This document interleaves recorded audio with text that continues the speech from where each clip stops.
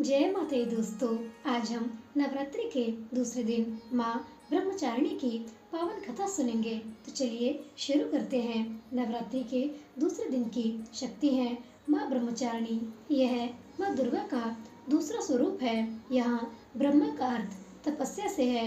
माँ दुर्गा का यह स्वरूप भक्तों और सिद्धों को अनंत फल देने वाला है। इनकी उपासना से तप, त्याग, वैराग्य, सदाचार और संयम की वृद्धि होती है। ब्रह्मचारिणी का अर्थ तप की चारिणी यानी तप का आचरण करने वाली देवी का यह रूप पूर्णतः ज्योतिमय और अत्यंत भव्य है।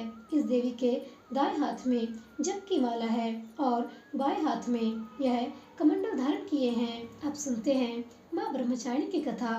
कथा के अनुसार पूर्व जन्म में इस देवी ने हिमालय के घर पुत्र के रूप में जन्म लिया था और नारद जी के उपदेश से भगवान शंकर को पति के रूप में प्राप्त करने के लिए घोर तपस्या की थी। इस कठिन तपस्या के कारण इन्हें तपशारिणी अर्थात ब्रह्मचारिणी नाम से अभिहित किया गया। 1000 वर्ष तक इन्होंने केवल फल फूल खाकर बिताए और 100 वर्षों तक केवल जमीन पर रहकर श्राप पर निर्वाह किया। कुछ दिनों तक कठिन उपवास रखे और खुले आकाश के नीचे वर्षा और धूप के घोर कष्ट सहे। 3000 वर्षों तक टूटे हुए बिल्व पत्र खाए और भगवान शंकर की आराधना करती रहीं। इसके बाद तो उन्होंने सूखे बिल्व पत्र भी खाना छोड़ दिया। कई हजार वर्षों तक निर्जल और निराहार रहकर तपस्या करती रही। पत्तों को खाना छोड़ देने के कारण ही इनका नाम अपर्णा पड़ गया। कठिन तपस्या के कारण देवी का शरीर एकदम क्षीण हो गया। देवता, ऋषि, सिद्धगण, मुनि सभी ने ब्रह्मचारिणी की तपस्या को अभूतपूर्व पुण्य कृत्य बताया, सराहना की और कहा, हे देवी, आज तक किसी ने इस तरह की कठोर तपस्या नहीं की। यह तुम्हें से ही संभव थी।